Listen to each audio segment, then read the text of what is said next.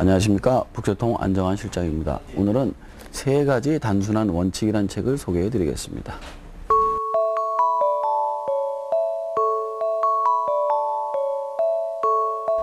자, 이 책은 우리가 재테크에 대해서 많은 이야기를 하지만 그 중에 가장 근본이 되는 저축과 절약에 대해서 이야기를 하고 있는 그런 책입니다.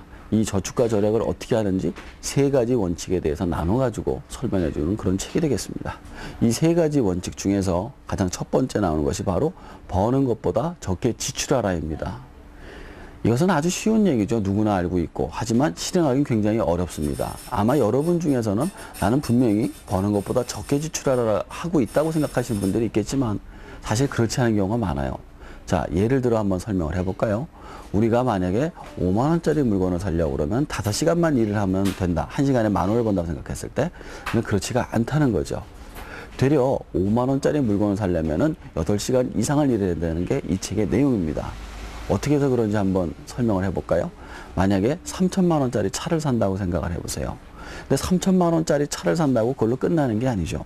3천만 원짜리 차에다가 세금을 내야 되고 거기다가 보험료를 내야 되고 그다음에 바퀴를 사야 되고 그다음에 기름을 넣어야 합니다. 결국 그 3천만 원짜리 차가 4천만 원이 돼버리고 말죠. 결국 어떤 물건을 산다는 것은 그 물건 하나를 사는 것이 아니라 그 물건에 있는 모든 가치를 사야 되기 때문에 내가 어떤 한 가지 물건을 산다는 것은 그거에 대한 가치까지 같이 투자를 한다는 사실을 알아야 된다는 겁니다. 그래서 만약에 내가 3천만 원짜리 차를 살 때 4천만 원을 쓴다는 생각을 가지고 지출을 한다는 생각을 가지고 있어야 된다는 이야기죠. 그리고 두 번째 이야기는 먼저 저축하라 그리고 나중에 구입하라입니다. 이 이야기는 뭐냐? 우선 월급이 들어오면은 절반 이상을 떼어서 저축을 하고 나머지 돈 가지고 생활을 하라는 합니다. 이 얘기를 왜 해주느냐? 일단 사람은 주머니에 돈이 있으면 구입을 하게 돼 있고 눈에 보이면 갖고 싶게 돼 있는 게 인지상정입니다.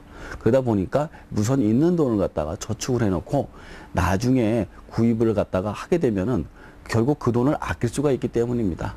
아마 이렇게 얘기하시는 분들도 있을 거예요. 어떻게 돈이 있는데 참을 수가 있느냐. 하지만 이런 소비를 갖다가 적절히 조절하는 훈련을 통해 가지고 나중에 부자가 되는 기반을 가질 수가 있게 됩니다.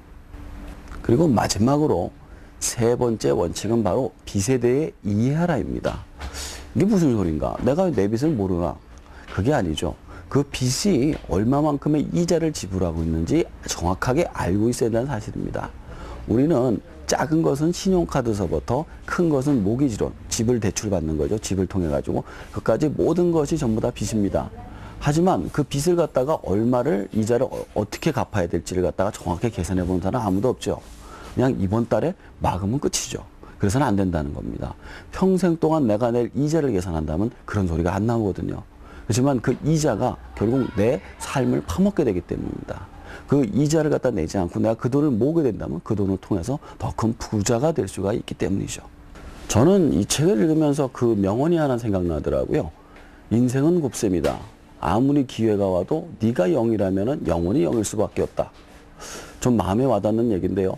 이 책의 내용도 같은 것 같습니다. 인생에 있어서 분명히 재테크를 통해서나 아니면 어떤 발전의 기회를 잡을 때가 있겠죠. 하지만 내 재산이 제로라면 절대로 발전할 수가 없을 겁니다. 그처럼 어떤 절약이라는 게 중요하다는 것을 알려주는 책인 것 같습니다.